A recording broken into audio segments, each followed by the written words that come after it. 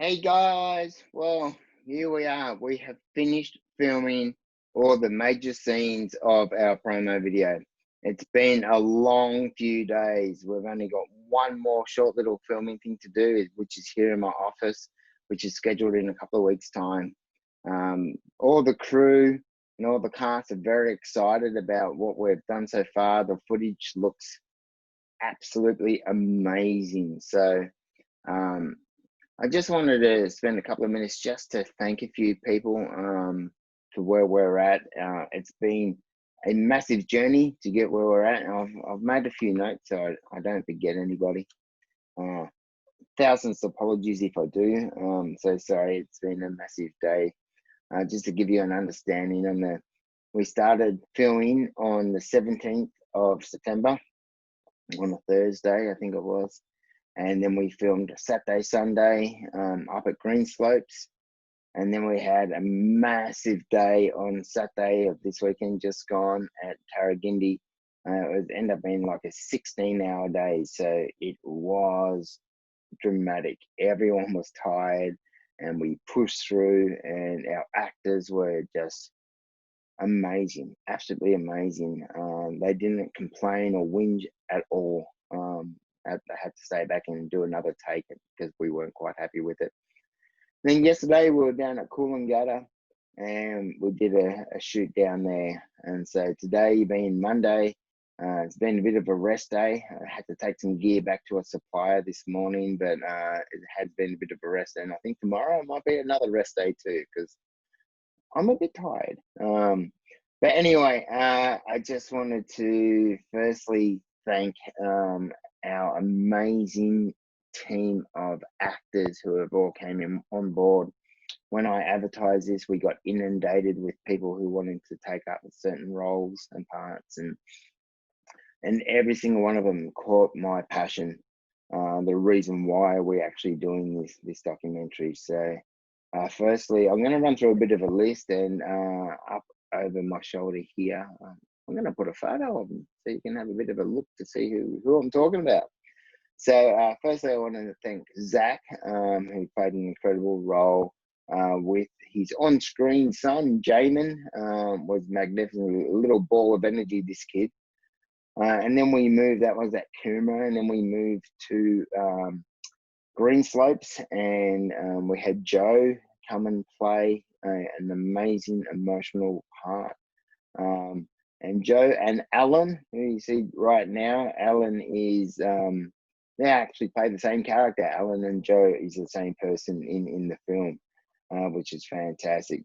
And this young girl, Indiana, oh my goodness, she broke my heart on set. She is so adorable, and she has acting ability far beyond her years, this young lady, which is amazing. And Claudette, we met Claudette when I was actually, it's a funny story. I went to go and buy one of the props for the film, and I told her what we were doing. And then she reached out and said, oh, I've done some acting before. And I said, hey, I think I might have a role for you. And so it's just funny how the world goes, and who God brings into your area when you really need it. So Claudette did an amazing job, her first real acting job, and she smashed it.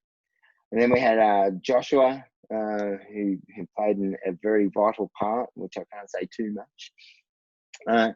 And then Sunday we were down at Coolangatta, and Adam was just outstanding. No other words for it, just absolutely outstanding. Oscar, who played Adam's son on the set, uh, like Indiana, had just like so far advanced in his acting skills. He's been on a lot of big shows, big film sets, and this young man is so humble and so beautiful. He actually wrote us a message saying that this was one of the best film sets that he's been on, being so nice and genuine, and the environment was so beautiful. This other young lady, Monica, is actually my niece. We went looking for so many people to fill this role, and she auditioned, and I wasn't going to give it to her straight away just because she's our niece. She had to audition, and she blew us out of the water. So you well and truly deserved it, Monty. and you did an amazing job. We had Tom, who played a part at on the Thursday, one of our first shoots. You might have seen already on our Facebook page. Tom all dressed up in his outfit. We released one picture from our set so far, and that's the only one we're going to release until the film's ready. And that was Tom in his Vietnam veteran outfit. So check out our Facebook page, and you'll be able to see that more decked out. You did a great job, buddy. Maxine came down all the way from Noosa all the way to Coolangatta to play her part. So, sorry, to Tarragindi she was. Great job, well done, Maxine. Seth, wonderful young actor who also Oscar knows Seth, and the next lady, Kate, they all know each other quite well, but Seth did an amazing job. He was there for a 16-hour long day and never complained once. Kate was tremendous, heartbreaking performance, and such skill. And Luke Brooks was also there for the 16-hour long day, and Luke was an absolute trooper. What we put him through, never complained, always had a smile on his face after acting. That is, and he was fantastic. Another big shout out is to all the parents who were there for the underage children who are their carers or guardians on set, and you were there just helping us along and asking if you can help lift things or move things, and it was such a pleasure to meet every single one of you. Also to my brother and sister-in-law, Marcello and Mariella, who came all the way down from the Sunshine Coast with my niece Monica, and but they didn't just come down, they also helped out, and they ran around and got food orders, and we were going to get Subway for everyone for lunch yesterday, and of course with everything going on I didn't even look, but they closed, and so they hunted around and wheeled and dealed, and we ended up having a big feed of fish and chips for the whole crew and cast members. So thank you so much, guys. I love you so much. Thank you for helping us out. Now to my amazing crew. We can't do this all by myself, and I had an amazing crew that were behind us. First lady is Alana. She came down to our Coomera set, and it was a really hot day, and you see from the photo she's standing there with an umbrella, and she was there just helping to keep us all cool, and run and got water, and it was so valuable you being there. Thank you so much. Henrietta came down and she did some behind the scenes video footage, which I will release once the main promo is up and running there. She came down and didn't even hesitate. A film student in her own right, and she came down and got some amazing footage for us. This is Kimmy. I love this girl, Kimmy. I did some casual work at Australia Post to help get some money to make this promo video, and I met Kimmy there working at Australia Post, and found out she's a hairdresser. So she came down. She's also a child of a Vietnam veteran. Her dad served in Vietnam alongside our fathers, and she came down and did all the hair for us on our long shoot days too. So Kimmy did a wonderful job. Thank you so much. Nika, I think that's how you pronounce your name. I reached out to Nika. She did all the makeup for one of our actresses, Claudette, to turn her into someone from the 1970s. So she rocked up to set, Nika, and it was amazing. We were all just flabbergasted at how great makeup that you did. This is Katie. Katie has a very unique skill. If you Halloween or for anything, if you're reaching out for someone who can make some wounds that look so realistic that they scare the crap out of other crew members, this is the girl for you. She came on board, and I can't give away too much for the story because you'll see it in the promotional video, but when you see her handiwork, you're going to know it was her. Insane, crazy talent. Thank you so much, Katie. This is one of my great buddies, Gary Howard. I've got a brother named Gary Harwood. I'm Trev Harwood. This is Gary Howard. He came down with his drone and got some beautiful drone footage for us. So thanks, buddy, for getting that.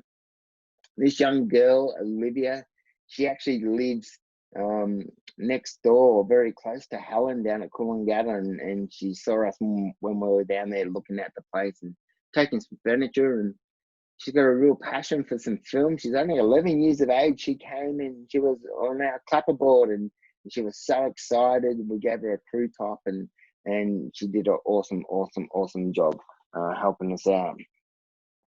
Another young man who came and helped us out that lives up around the corner from me, young Daniel. He reached out to me through some other circumstances, and he came and he was learning. He's only, I think, in year 11 at high school, or maybe even early. I'm not quite sure. Sorry, buddy.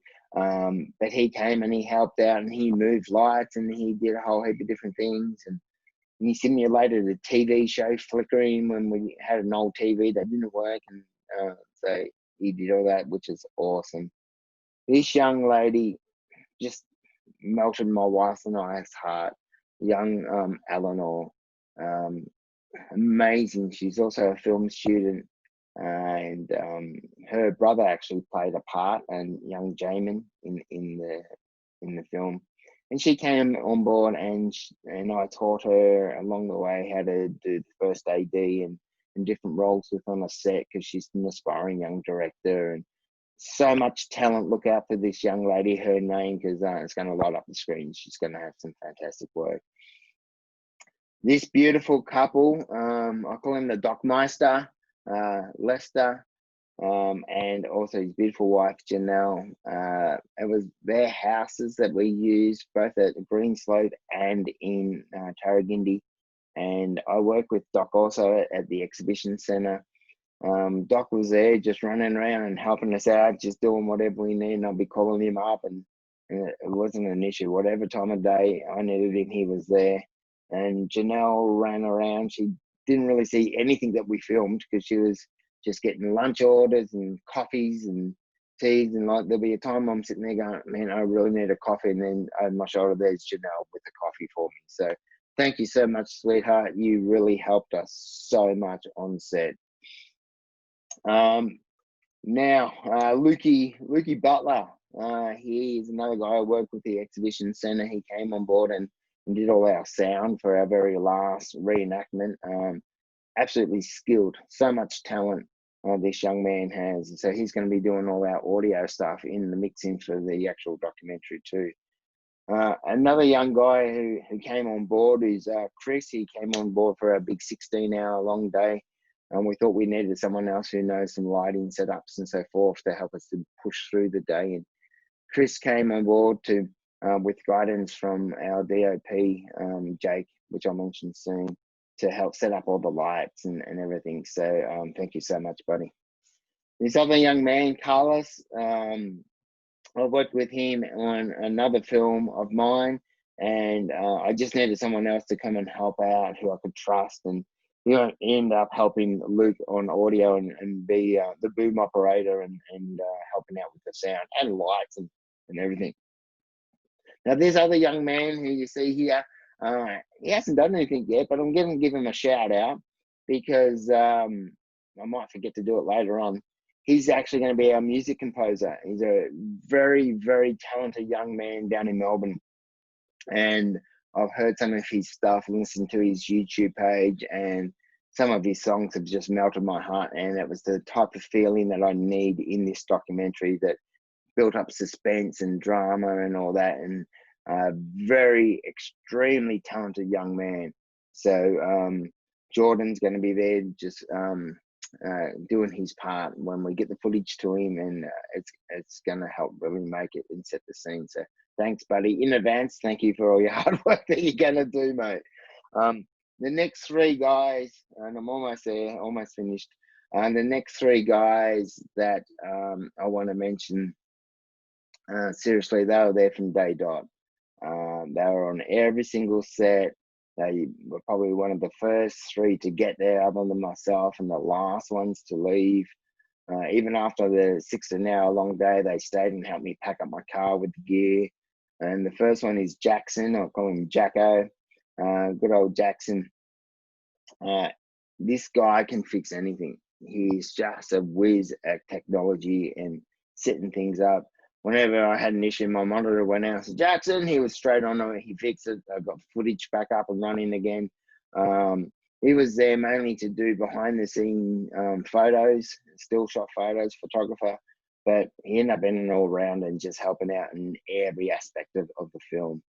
The next guy is Richard, Richie. He was there as a cameraman, but also he's our editor. So he's going to be cutting together. And this guy has got some major skills, which is absolutely brilliant. He can do stuff that I could only dream of possibly doing.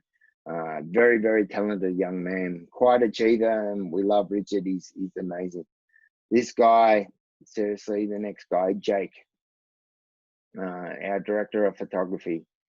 Man, it's one thing having a dream, and like this was a dream from 15 years ago with me, and then being able to put it on paper and then giving it to a guy like this guy who then did some research straight away, and within like 15-20 minutes I get a message back with like screenshots of other movies that he thinks, is this the field that you're going for? And he made like a mood board, and I'm like, oh my goodness, he's got it. And the shots that he's set up, man, very, very talented, very skillful young man. So Jake, thank you so much for all the extra work that you do, and on set, your passion, your dedication is amazing. Now, the last person I want to thank is my beautiful, beautiful wife, Catherine. You are my rock. You helped me so much when I came home of November last year in 2019 and told you about, I want to do this documentary. You didn't even hesitate. You jumped on board and you backed me every single moment from that time on until now. You've been there whenever I've had a hard time trying to deal with all these stories and trying to get everything up and going. You were there as my support blanket. You know, you not just there as my support, you wrote the script. You wanted to direct it, so I taught you the art of directing, and you've taken it with both hands and you've run with it, and you've done such an incredible job so far. You've also set design the thing. You've gone and found hours of searching on Facebook Marketplace and found all the furniture from the 1970s and outfits, and oh man, I just don't have the words to say how much I appreciate and I love you, and for all the hard work that you've done. Thank you so much, baby. And the last lot of people that I actually want to thank, all the other COVVs out there, Children of Vietnam Veterans from our private group. You know, without your stories that helped to mold to make this promo video, and without your support, both financially and emotionally, and all the beautiful messages that you've sent me, I would just be a guy up here on the Gold Coast with a dream that, hey, yeah, I want to make a documentary. You know, it'd be another 15 years down the track. So I sincerely thank every single one of you guys for reaching out and you know, sometimes digging deep into the past of the pain and that we're going through. Now, look, there are some horrendous stories that you've all shared with me, but majority of the people out there in our group, we don't blame our fathers for this. And there's some people who are going, oh, you know, you're blaming your dads for how you're turning out today. We're not at all. People have got us wrong. We're actually blaming the war, and really, we're also blaming the government for like shunning these guys out. I mean, just imagine, right, when you were 19 years of age and you got taken out of your normal routine of daily routine of living and gone into training and then gone thrown over to a foreign country, and you learn to kill or be killed basically, and you do that for like 365 days, and then you're dumped back into your own country again and got told to shut up, don't talk about it. You're not allowed to talk about it because the general population despises what you did. From the media and all that, they call you baby killers. The stories of Vietnam veterans have pig blood thrown on them and their wives be spat on. And it's just discussing how the population and the world treated these Vietnam veterans.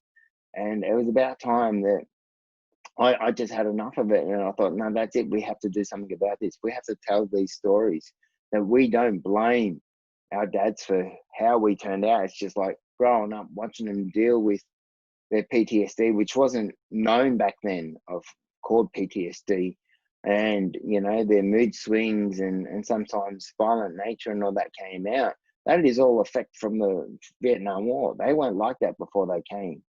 Before they went to the war, they weren't like that type of people. So we actually blame the war for how these guys turned out, and the government for the lack of support that they're doing. So we just want to be heard. There's a big group of people out there who have lived through some horrible things, and they just want to have their time to share their stories. And there's other children of Vietnam veterans that I've spoken to, and they've said their dads came back and not an issue, and they had a brilliant family, a beautiful childhood. I want to talk to those people too. Both sides of the stories need to be told, but we do have a story that needs to be told, and we will make it, all thanks to all the members out there and everyone else getting behind, and the generosity and the love and support. So, guys, massive shout out. Thank you so much to everyone. I got to just have a